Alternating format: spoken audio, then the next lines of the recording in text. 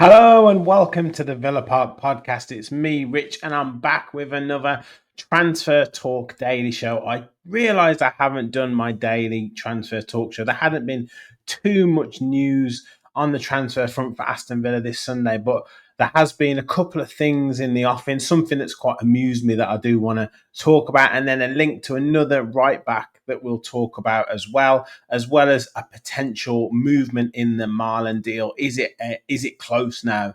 It looks like it's getting very, very close as we speak. Make sure you smash that like button and hit the subscribe button. We are literally 50 away from the big 5K. You can help us get there. The support this last week has been absolutely crazy. So thank you so much for your support on the channel. Make sure you like, make sure you subscribe and get your comments in. Your thoughts on the players linked, the rumours that are coming and swirling around Aston Villa at the moment. So the first one, I think it came out yesterday or maybe Friday night, and I'd seen it, and I think it's Football Insider. You know, we can take it with a pinch of salt, but, you know, amusing nonetheless, something to talk about. I obviously talked a few days ago about Kolo Muani and Aston Villa potentially being interested in him. PSG maybe looking to offload him, maybe not settled. I think Tottenham might be interested in it as well. But there has been talk of a meeting being arranged this coming week with Aston Villa about a potential swap deal with Duran. Now, obviously, Duran is going to be highly sought after across Europe, across the world in the summer. And much like us looking to, I guess, steal a march on clubs to try and sign players in January, would certain clubs like a Paris Saint-Germain look to try and get in ahead of the competition to put a player in front of Aston Villa that they might want, with the potential option of utilising and trying to sign someone like Duran? Now, would Duran be interested in a club like Paris Saint-Germain? I'm sure he would. You know, the money that they pay, the profile that they have, I am sure he would be interested in something like that, obviously with the pedigree of players that they've been able to sign in the past. Now, I don't think Aston Villa will be interested in doing this deal. What is the value of Kolo Muani? I think they were talking something like the €40 million, €50 million mark. Now, at the moment, Duran is absolutely hot property. So I'm sure it would take a considerable sum of money. He's on a 4-year deal. I think he signed an extension to his deal, plus, so it'll be a hefty sum, and then some after that, and then the player. So look, is there a meeting going to happen next week? Possibly. I did say all bets are off in terms of transfers. Unai Emery said, you know, if they're moving on players, it will be for good money, but it will also be with the intention of improving the squad. Now, that could be a player moving on to then bring one or two other players in different positions. Now, Muani is a forward player, attacking, you know, not the same style of player as Duran, absolutely not, but still an attacking option and something that we know that we need. So I wouldn't be looking at losing a player to gain and to get another replacement forward player in. I would be looking to try and get an additional attacking player, as well as keeping Duran and Ollie Watkins, and certainly making no decisions until the summer. But this could be something that happens.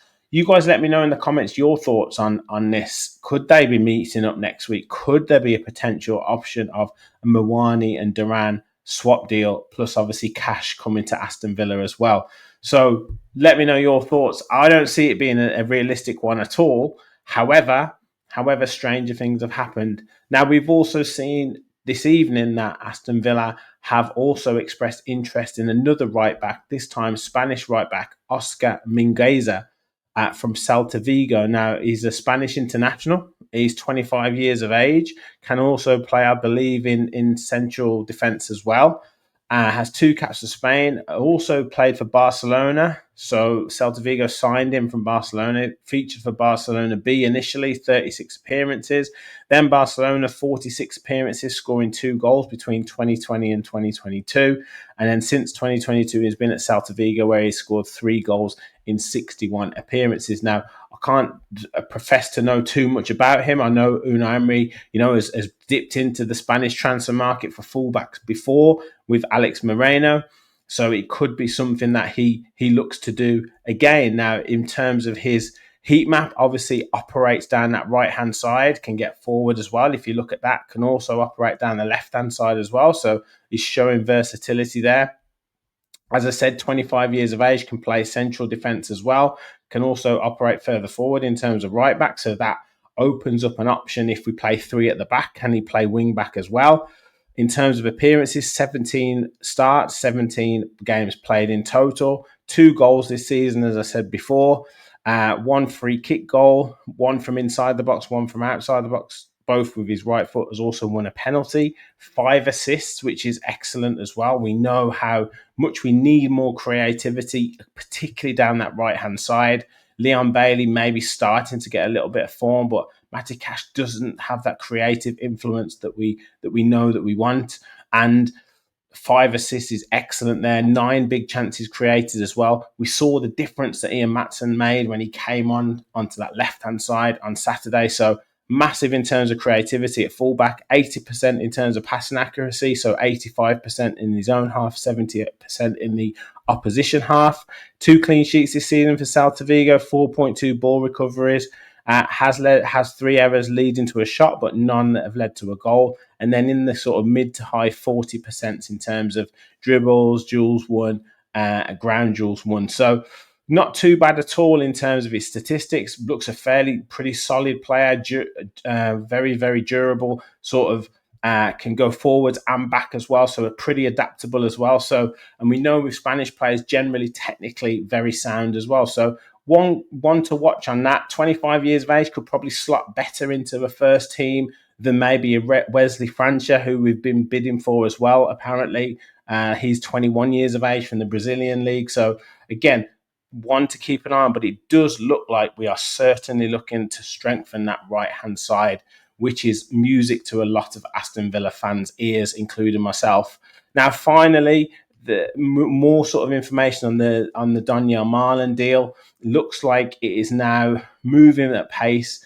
Malen is very, very interested in the deal. He wants to move away from Dortmund, and it's looking like 25 million euros would be the minimum price that Dortmund are asking for. So I would imagine Aston Villa will go in with that. Why not? Or maybe even test the water at something like 22 to 23 million euros, see if that is accepted, with add-ons as well, which probably takes it up to the 30 million euro mark. But to sign a player with that experience, Dutch international, Champions League experience for the 25 to 30 million euro mark is, in my eyes, pretty decent business. And look, as I've said repeatedly, to get someone of that caliber in terms of giving us a boost for January, Leon Bailey scored a goal this Saturday. Could he start to kick on, signing another player in those positions, to push Morgan Rogers, to push Leon Bailey, to give Unai Emery options for this next, even if it's 7, 8, 9 games, that can be huge for the season. You've seen how Newcastle have bounced back, 5 wins in a row in the Premier League. Aston Villa, can we go on a 4 or 5 game winning run? Because we're literally only 3 points behind Newcastle in 5th position at the moment. We can really step into those positions. 5th or even 4th place is not out of reach. Lots of teams are dropping points. So the right signings, the right boost, the players fit at the right time can really push us this season. So I'm excited for us to sign him. If it gets over the line early, could we see it done this week? I think we could. And then we move our target to this right back position. And then maybe the centre back, maybe a potential midfield option as well, depending on who we move on. That's good. That's it from me. Let me know your thoughts in the comments. The Muani and Duran swap deal, can you see it happening? Mingueza, is he a better option at right back? And Malen, is he going to sign this coming week? I'll be back shortly with the full match reaction and more transfer talk with Sam on the show. So make sure you tune into that at 9:30. Make sure you hit that like button, hit the subscribe button, Get your comments in. Thank you for watching. And as always, remember, we'll follow the Villa.